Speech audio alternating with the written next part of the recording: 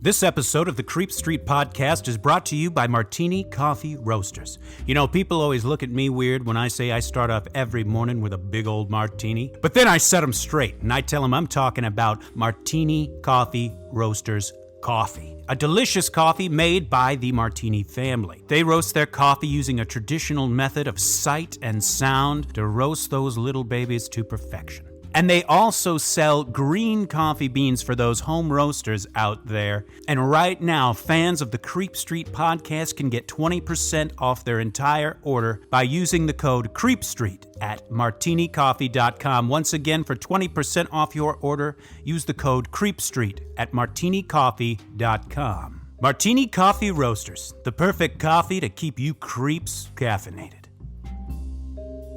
You've taken a wrong turn down Creep Street.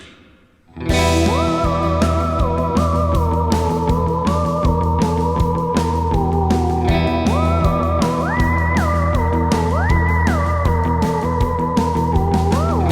of the Milky Way, my name is Dylan Hackworth. This is Maureen Bogey. And you have crash landed right here at the Creep Street Podcast. Thank God you are welcome.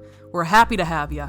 Real quick up top, of course, like, rate, subscribe, follow us on Facebook and Instagram at Creep Street Podcast, Twitter at Creep Street Pod. Like I said, give us that 5 stars if you're listening on Apple Music, but Spotify just put That's out, right. It has a new star system now, and it's real simple. It literally, you don't even have to write a review. You just, you just put down, the star thing. It literally takes less than a second. Hit us with that 5 stars. It would be so wonderful. We so appreciate it, and we've received so much love from you guys already. Yes. We see it, and it really means the world. Thank you so much. The Creep Street Homeowners Association is the squad of the generation, I think. They're a stunning group of folks. Yeah. You know what I mean? They're a secret society of fun. Yes, and we cannot express our gratitude enough. Thank you all so much for being here today and every day. Absolutely. Now, of course, also on our Facebook, we have a little forum where daily we like to interact with our listeners. Everyone's free to join it. It's called Citizens of the Milky Way. Just click the Let Me In button and one of us will let you in. Also, of course, we have a Patreon. We sure do. If once a week is not enough, and let's face it, you're lying to yourself if you think that it is. Yes, and don't worry about it. That's okay. That's okay, because we have a solution. Hey, everyone needs their fix. You just head over to patreon.com/creepstreetpodcast to get yourself all sorts of goodies. Now, last week, we gave them something pretty freaky. We gave them the Pale Crawlers. The Pale Crawlers, goodness gracious me, what a scary, weird phenomenon. That's right. So freaky. And people have really reacted to it. We just did an episode for our Patreon where we dive deeper into the Pale Crawler mythos, so check that out if you want it. Yeah, but let me tell you something. We're not letting up on the creepiness this week, are we? We are not. This episode today is so weird.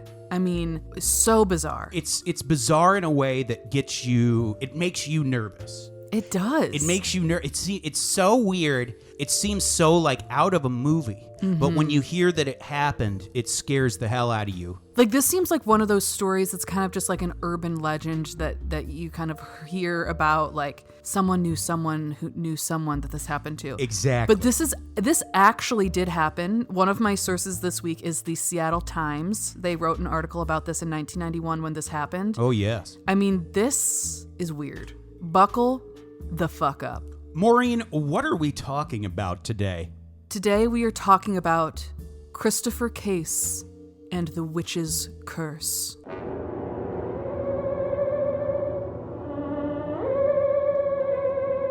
Oh my God. That title alone, it sound, because like the guy's name starts with 2 C's, it sounds like something like, it has a very almost like sing-songy title to it. Yes, it does. Christopher Case and the Witch's Curse. It sounds like a child's story. Right, it does. But this is anything but child appropriate. This is scary as hell. Yes, very bizarre. Now, before we dive on in, let's get my sources here for you. Please, let's hear those sources. As I said before, one of my sources was from the Seattle Times. Article is called Heart Failure Killed Man Who Feared Curse. Then I had The Mysterious Paranormal Death of Christopher Case at Mysterious Universe by Brent Swancer. And then, of course, I had a great YouTube channel called Bedtime Stories, and they had a video called The Peculiar Death of Christopher Case. This is one of those where you hear it, it's going to make you think twice about swiping right on that Tinder date. That's right. It's going to make you think twice about who you're going out on a date with, if you know what I mean. Mm-hmm. Are you swiping left? Are you swiping right? What are you doing? You got to think about it, because sometimes you could be swiping. You could be swiping right on a monster. Is swiping right the correct one? I think right is you're saying yes, right? And left is no. Tell us, Creep Street, let us know, because we're not on those apps, and let us know what's up. Now, in April of 1991, 35-year-old Christopher Case was just a normal guy. He was living in Seattle, but before he lived in Seattle, he lived in Richmond, Virginia, but he decided to move out west to pursue his dream, his passion in music. He really wanted to work in the music business. And you got to think, 1991, Seattle, Washington. Kind of the place to be. It was kind of, it was ground zero for, I guess the loosest term would be the grunge movement, right. Even though that's a very, reductive thing to say. But, it was kind of culturally the center of what was hot in music. Right. Between Nirvana, but Harvey Danger, and, the list goes, the Mudhoney, list goes on and on. Right. So this was a big deal that he moved out there. And when he moved, he got a job pretty quickly, and he got a great job, and he moved up the ranks. He did well, and he was a executive at a music company, actually one of those Muzak, kind of those elevator music. Yes. So very different than Nirvana or Pearl Jam or anything like that. But we love it, though. That was the name of the company, right? Muzak? I think so. It's like capital M-U-Z-A-K. There's that episode in The Office when Michael's having the Cafe Disco thing. Yes. And Creed says something like, I love the Muzak here, but the sound system sucks, or something like that. Yes. But he says Muzak instead of music. Yeah. It's like that elevator music that kind of has a lot of oboe going on in there. Yeah. Or not oboe, a lot of clarinet. I think maybe the oboe as well. There's probably some oboe in that shit. Yeah. So very different than, maybe a lot of the music being made in Seattle. However, he was doing very well, and he was very, very happy in his job. God bless him. Yes. He was also a fitness nut. Over here, we're Creep Street nuts. We're cuckoo nuts. That's right. We're spooky nuts. He was a fitness nut. He was a fitness nut. Mm-hmm. And he loved to work out. He worked out. He was at the gym 7 days a week. He was all about his supplements. He took his health very seriously. I mean, he was really popping off doing the damn thing. Now, he was swole. He was swole. He was a swole guy. Yeah, and we love that. And it might seem unnecessary that we're saying that, but we just want to emphasize, it's important to the story to emphasize that this guy, pound for pound, just compared to the average person, was probably very healthy. Yes. In good shape, young.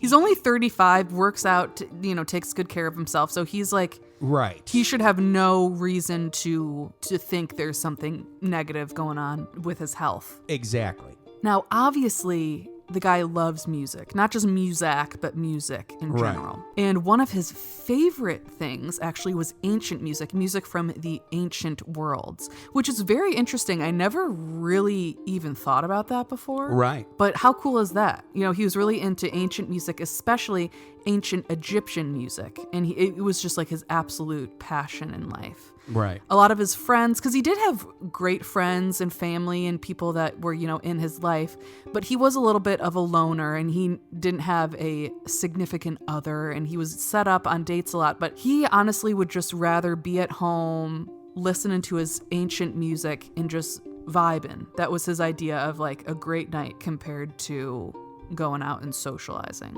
Right. And I mean, we've all been there. Can you blame the guy?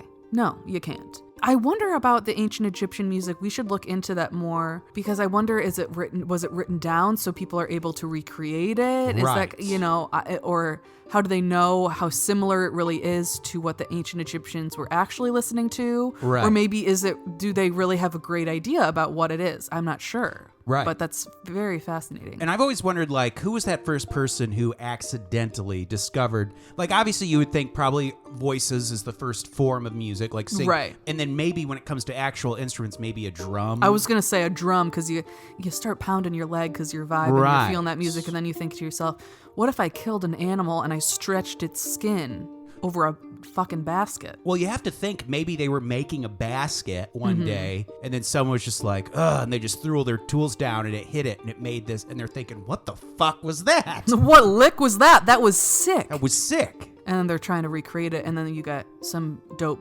beats, Yeah. as it were. Then you get Seattle, the 1990s. Then you get Muzak, baby. That's right. Now, for Chris's work, he had to travel a lot. And on April 11th, he actually was on a business trip in San Francisco, California.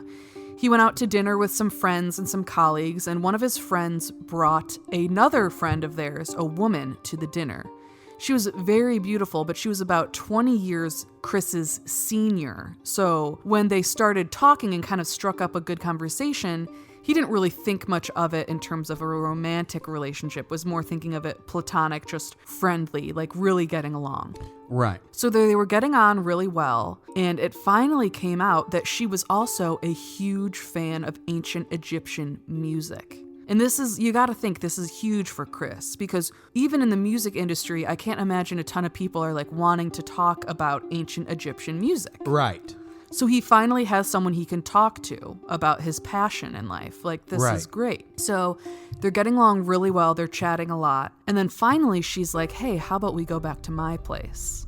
And he's like, you're 20 years older than me. I'm not really into that. Right. He doesn't say it that way, obviously. Right. He refused very politely and, probably just said, like, I'm tired. I gotta go. I got a flight in the morning. Also, I would think they mentioned the age thing, but I don't think the age was necessarily why he said no. My guess is, like, imagine like a beautiful whomever, someone you're attracted to, that you've just met, and they're very attractive. But if they're like in a way that it didn't seem right, like like maybe just sex isn't what she, is she planning to like rob me? Or, it just didn't seem. You just met the guy, you met her, and also some of my sources, you're right. Some of my sources said that she was super intense. Right, and where it was like too much. It's almost like, what's your motive beyond? Because clearly the way it's more than just sex. It's weird that you're even if you are beautiful. Right. It's weird that you're doing it this strong. Like, this is a lot, really quick. Exactly. So there were multiple reasons for him to decline, and he did decline very nicely, very politely. Then, all of a sudden, this woman went from being friendly and kind to being furious. So angry with Chris for denying her. Then she changes her look. Her face seems different, very angry, very furious, very full of rage. She looks at him and she says, I'm actually a witch, and I'm going to put a curse on you. You will be dead within the week. Wow. Dead within the week. So this is kind of a scary thing to hear, obviously. Right. However, Chris was not a believer in the paranormal, in witchcraft, in the supernatural. He was a skeptic. And so he didn't really think much of this. It's unsettling to hear that, obviously, but he didn't really give it much mind because he didn't believe her. Right. So on April 12th, the next day, he gets a flight back to Seattle. And when he gets back to Seattle, he calls his friend Sammy. Sammy is his friend from back home out east. And he calls Sammy and he tells her about it. And Sammy and Chris just kind of laugh, and they think it's weird that she said that, kind of like spooky, but they just kind of laugh it off and think how weird that was. So that's on April 12th. Didn't really think anything of it, went to bed, had a normal night, whatever. But then on April 14th, Chris called Sammy again and was completely different. He was nervous, he was paranoid, he was scared. He had gone through something the night before, the night of the 13th. He was in his bed trying to fall asleep when all of a sudden he heard whispering outside of his bedroom. So he's thinking, I live alone. What could possibly going on? Is there a burglar? Is there something going on? So he gets up, he turns on some lights, and the whispering moves, so now it's over in a different area of the apartment. Oh boy. So he's thinking, okay, are these must be burglars in the house? What's going on? So he walks around the whole house and he turns on all of the lights. He sees nothing. So when he's looking around and turning the lights on, though, he keeps catching out of the corner of his eye, right, kind of in his peripheral vision, he's catching these black masses, these shadow figures, darting across the room. And every time he tries to look, he doesn't see anything. So that was the night of April 13th. And so, as I said, on April 14th in the morning, he called Sammy and he told her what happened. And Sammy said he was completely unlike himself. He was panicked, and this was so unlike him. He was a skeptic. It was just so different for him to be afraid and calling her about these things. This is something that she usually would never hear from him. Right. So he goes to work and he tries to have a normal day, but then the night of the 14th happens. And the same shit keeps happening. Except now he's able to kind of get a better look at these shadow figures that are darting around, these black masses. Now he's able to get more of a silhouette of these people, of these beings. He can kind of see the head and the shoulders forming of these black masses. And he didn't get much sleep the night before, and he wasn't getting much sleep this night either, so he's thinking like, am I hallucinating? What is going on? This is horrifying. He's just like beside himself. Right. So that was the night of the 14th. So the morning of the 15th, he called some friends, not Sammy, but some other friends, and he told them about what was happening, and all of those friends kind of said the same thing as Sammy, where they were so concerned about him because this was so unlike him. He really didn't behave this way. This just wasn't him. Right. Then the night of the 15th happens. He's laying in bed, so frightened, so terrified of all of this activity that's happening in his home. He doesn't know exactly what to do about this. He's very scared, but so he just is laying in bed, just willing himself to fall asleep. And eventually he does fall asleep. But suddenly he's awake, but his whole body is paralyzed. How many times have we heard this? We've heard this one a lot. Then he begins to be throttled by these unseen hands. It's so intense that he's actually being lifted out of the bed and off of the mattress. But he can't see anything. At first, he can't see anything of what's happening, of what is roughing him up. But then he sees this figure, a black, shadowy figure where he can see the outline. It's like a shadow person, basically. He can't see any sort of facial features, but he can see the outline of the head and the shoulders and the arms. And this figure wraps his hands around Chris's neck and squeezes tight. And Chris can't breathe at all. His throat is completely closed, and he just thinks he's gonna die. Then the figure suddenly disappears, and Chris, somehow, these things just happen, I guess. He just fell back asleep. It really, and they don't, by fall back, I know, it sounds like, how can you fall back to sleep, but maybe it was just exhaustion. Right. It's kind of like an adrenaline thing, where it's like you are so, your heart was beating so fast, you were so fight or flight for a minute there that then you kind of crash. Right, your body almost surrenders to the sleep, essentially. It shuts down. Right. So when he woke up on the morning of the 16th, he called and told Sammy about this. But it wasn't just the night that was scary. When he woke up, he found that he had marks on his neck from where he was being choked, and he had little cuts on the tip of each of his fingers. The tips? Little cuts on the tips of his fingers? Yes, he had 10 cuts on his fingers, and it was bleeding, and there was blood all over his bed. That's interesting. The tips of your fingers? Right. That's weird. I mean, when you cut your finger, they're kind of bleeders. I wonder if maybe that is a part of it. I don't know. So Sammy is absolutely so worried for him, and it's telling him to call the police. But he's like, what am I going to say to the police? That there's a shadow figure doing this to me, and that I have, these cuts on my fingers, but I have no idea where they came from, and there's no evidence of forced entry or anything like that. There's no one has broken in, no one has escaped. Right. So what are the police going to do? Right.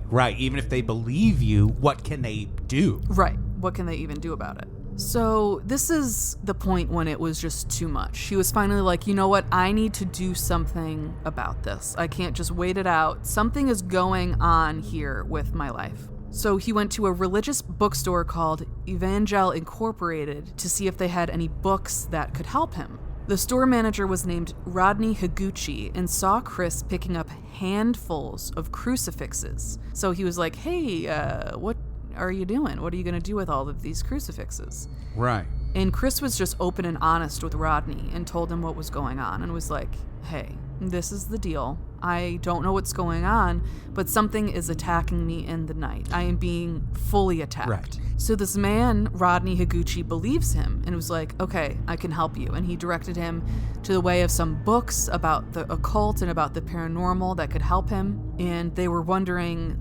what kind of paranormal entity was attacking him. Was it maybe a demon? Was it some kind of spirit? He really had no idea what was going on. Right. So once Chris got home, he placed crucifixes all around his apartment as well as candles kind of interspersed near the crucifixes. And he also put salt around all of the floorboards of his apartment, and they collected into little piles in each and every corner of the apartment. Which, what do we know? These are very, I don't know what the right term is, but classic. This is classic when you think of someone protecting their house. Right. Obviously crucifixes, but then the salts, it's in a very this guy is definitely, for someone who maybe, I'm assuming because he was a skeptic, I'm assuming also just probably wasn't that religious. Right. I have no idea. I have no way of knowing that, but I'm assuming probably wasn't religious. Just not that he was a non-believer, but just, religion just wasn't part of his life. I mean, these are, if you think you have something in your house, this is what you do. Yes. You put the salt, baby. You put the sage. You do all right. of this shit. You do the Palo Santo. You got to do what you got to do. So along with the salt and the crucifixes and the candles, he also had little notes around all of the apartment about how to combat evil spirits. Right. According to his friends, he had become a completely different person. Paranoid, anxious, worried. This was so unlike him to be this way. Right. Now, the night of the 16th, we don't know exactly what happened, but we know that it was bad enough that he left his apartment in the middle of the night and went to a hotel and stayed in a hotel. So the morning of April 17th, Sammy calls Chris to check in, but he doesn't pick up because this is 1991. They're using landlines, and Chris was at this hotel. Right. So she's worried that he doesn't pick up, but she doesn't really know what to do. She's on the other side of the country, so she's like, I gotta just go to work, go about my day. So she goes to work, and she comes home, and she has a voicemail from Chris that he had left sometime during the day, because Chris was also not going to work some of these days as well. It was really affecting him that much. But I forgot to mention that before she left for work, she did call the police and asked to do a welfare check on Chris. So the police did, but they showed up. The door was locked. There was nothing they could really do. They can't force themselves in. So they were like, we're sorry. So when she got home and there was a voicemail from him, she was relieved, but the voicemail sounded very different. He didn't sound like his usual self, but he also didn't sound like how he had been recently, this panicked, worried, anxious person. He sounded very resigned to what was happening to him. He said that tonight they're gonna kill me and there's nothing I can do. Just completely resigned to the fact that whatever was happening to him was gonna kill him that night. And just know, we searched high and low for this voicemail. Yeah, we did. It might be, I'm sure maybe somewhere in the dark crevices of the internet it might be out there. We unfortunately could not find it. We couldn't find it. We would have loved to include it. But, if you know where it is, send it to us. We'll post it. We'll give you a shout out. But yeah, we looked all over to find it. And who knows? Maybe it's best we didn't find it. Yeah. Who knows? Who knows? So on April 18th, 1991, exactly 1 week after he met the supposed witch, Chris did not show up to work, and all of the calls that were made to him remained unanswered. Friends called the police to see if there was anything that the Seattle Police Department could do. They had just made a welfare check on him the previous day, so they were like, this is fine. We were just there. What else can we do? But the friends really persisted, and they were like, something is not right here. So the police came to the apartment, and the door was unlocked. So they let themselves in, and they were absolutely shocked by the scene that they walked into. In the bathtub, completely clothed, and with no water, was the body of Christopher Case. Once again, fully clothed, no water in the bathtub. He's found in a prayer position with his head leaning up against the wall. So he's on his knees, kind of crouched down, and his head is leaning up against the wall. His body showed no sign of injury or any struggle or anything like that, but the rest of the house was just as scary as that scene as well. Around the body, there were 10 burnt-out candles and a bunch of crucifixes, of course, as we know. Religious music was playing in multiple rooms of the house, and there were many books on witchcraft, black magic, and the occult all over the apartment. And they also found handwritten letters that kind of answered or put together what really was happening to Chris during this time. In his letters, he said that he didn't feel safe in his own home, and these letters convinced police and his friends that he was truly, truly terrified of what was going on, and he genuinely felt like he was threatened by these entities. They brought Chris's body in for an autopsy, and Rich Gardner, who was a medical investigator with the King County Medical Examiner's Office, said there was no sign of a crime, no sign of violence, robbery, or foul play, and the cause of death was acute myocarditis. Now, acute myocarditis is a rare disease that can affect people, really anyone, but especially ages 20 to 40. I believe it affects like 1 in 100,000 people or something like that. Yeah, it's not exceptionally prevalent. Right. So essentially, he died of heart failure. Essentially their heart just stopped and they don't know fucking why. Yeah, they know that the heart stopped. They know that it was heart failure, but they can't really explain exactly what was going on. Right. And we could be wrong. Maybe they know. I don't know if this is a genetic disease.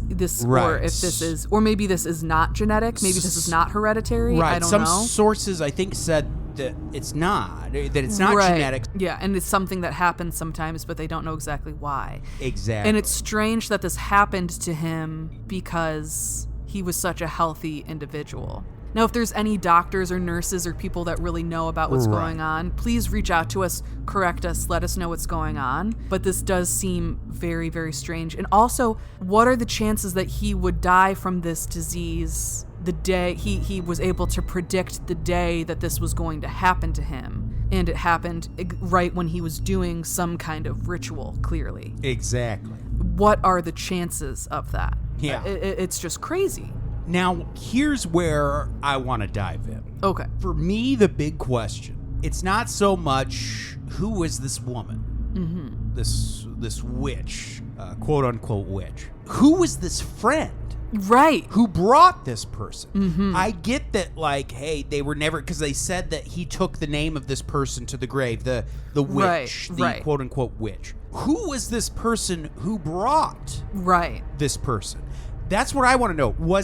Did he know in advance, like, hey, I met this person. She's really into ancient music. Yeah. I think you two would really hit it off. Or was this like, did she just bring a friend who just happened to hit it off with him? Right. Was it just a coincidence? I wish that our sources had more information on that. All they really say is that this woman was never found or was never contacted. I don't know. The police, I don't think, really did any sort of like investigation on this case. They kind of thought that this was just, this man died from myocarditis and he just happened to be extremely paranoid at the time. Exactly. So there was really no investigation that happened. So it really would just lie in the hands of the friends to look into this stuff. And maybe they did find some answers about who this woman was, but it wasn't ever made public. I just don't know. Right. And something I think is kind of funny is in all of our sources, they make a big deal about the 20-year age gap. As if that was a factor in why he turned her down. I don't think that it had to do with her age. I think it might have been, but I don't know. Maybe to some extent, but like, I think it was, my gut feeling is that it was the intensity in which she was putting herself on him. Yes. To where it didn't feel like her motivations were purely physical. Right. I have a feeling that, like, whatever the vibe she was sending, like, if he just thought, wow, this older lady just wants to get it out of her system. Just wants to fucking bang it out of her system. I don't get that vibe. No. I get the vibe he was sensing she is coming on to me in a degree that betrays an ulterior motive. That is like there's more than just simple lust that she wants to take me home. Yeah, there's maybe I don't know. Maybe she was always planning on putting a curse on him in some way or doing something to him. That begs the question, what was this friend's relationship with this woman? Right. Why did she come? Maybe they had a relationship and she was like, okay, like maybe she owed something to this. Well, I'll just, for the sake of the story, I'll call her a witch. Like I said, we have a lot of listeners who are witches, right, who are great, wonderful people. Like we've said a million times in our shows, obviously when we talk about witches in the context of our show, they're typically evil witches because we're telling a story. But witches, just like any other kind of person, there's good people and there's bad people. The fact that she's a witch doesn't make her good or bad. Right. So for the sake of this, I'll just call her the witch. But just know I'm not saying witches are bad. Right. But what was the relationship between this friend and this witch? I wonder, did this friend owe the witch something? I don't know. Well, here is this guy. And also it begs the question, let's say he was like, okay, let's do it. Let's go back to my place or your place. What happens? That's where I wonder where his reservations were. Right. Maybe, I don't know if he could sense all of that, but he could sense that she was very, very intense and too intense. Right. Who is this friend? Because surely police reached out to this friend. I don't know if they did. Right. That's what I want to know. I wish we had more information on that because that's what I want to know as well. I think that kind of has the answer to a lot of our questions here. Truly. And now obviously they say he took the name of this quote unquote witch to the grave, which is its own thing. But yeah, I feel like this would all be so if we knew more about this friend he was meeting. I know. Do we know why he was in San Francisco? For work. For work. So I wonder if this was a work mate or just a friend he knew in San Francisco. Right. I don't know, and I wish we had more information on that because that, like I said, I think that kind of is the key. But unfortunately, we don't have it right now. So if you guys have any thoughts, any questions, any theories about what's going on, please feel free to reach out to us on social media or email us at creepstreetpodcast@gmail.com. We'd love to hear all of your theories, and we'll give you a shout out on the pod. I want to get to the bottom of this bullshit. Maureen, thank you. I love these kinds of stories. Fascinate me. Me too. Me too. I guess this qualifies as technically true crime, but it's obviously mixed with the paranormal. This is just so fascinating to me. It really is. It really is. Well, you know what? How about I ease the tension? I'll introduce the dates I brought to the restaurant. Oh, please. Our top tier Patreon subscribers, and we have a new one. Pop off, King. Of course, the Dream James Watkins, the Finnish Face Via Lundqvist, the Madman Marcus Hall, the Vivacious Vicky McHugh, the Tenacious Teresa Hackworth, the Heartbreak Kid Chris Hackworth, the Oh-So-Suave Sean Richardson, the British Bone Breaker Bex Martin, the Notorious Nicholas Barker, the Terrifying Taylor Lashmet, the Count of Cool Cameron Corliss, the Archduke of Attitude Adam Archer, the Sinister Sam Kiker, the Nightmare of New Zealand Noeline Vivilli, the Loathsome Johnny Love, the Carnivorous Kevin Bogey, the Killer Stud Carl Staub, the Firestarter Heather Carter, the Conqueror Christopher Damian Damaris, the Awfully Awesome Annie, and the Murderous Maggie Leach. And introducing the recently knighted, the Sir of Sexy, Sammy Hackworth. That's right, Sam. Thank you so much for joining us, and thank you so much to all of our Patreon donors. We are so grateful and happy to have you all joining us here. It is what a delight. We are so happy to have you. Yes, and as we know, we mentioned Sam just upgraded his Patreon subscription to the $10 tier. We had mentioned him once in our $5 tier, our one-time tier, but yeah, love him to death. Just recently engaged to his fiancée Angela. Once again, congratulations. Yes, we love you. But yeah, I'm going to be honest, Maureen. Okay. I'm going to keep thinking about this story. I know, this is one of those stories that's going to stay with you for a while. It's going to stay with you for a while. God, I want to know who this friend was. I know. Me too. Me too. Of course, like, rate, subscribe, tell your friends, tell your family, tell your loved ones. Mm-hmm. Spread the gospel of Creep Street. Let it expand, baby. Please. Evangelize. Please do. And if you're interested in some more bonus content, feel free to check out patreon.com/creepstreetpodcast. That's right. If you loved the Pale Crawlers stuff, we just did a deeper dive into that on our Patreon episode. Yeah. We're going to do a ranking of all of the Scream movies. Yes. We've got a lot coming up. Citizens of the Milky Way, my name is Dylan Hackworth. I'm Maureen Bogey. A good night and goodbye. Bye now.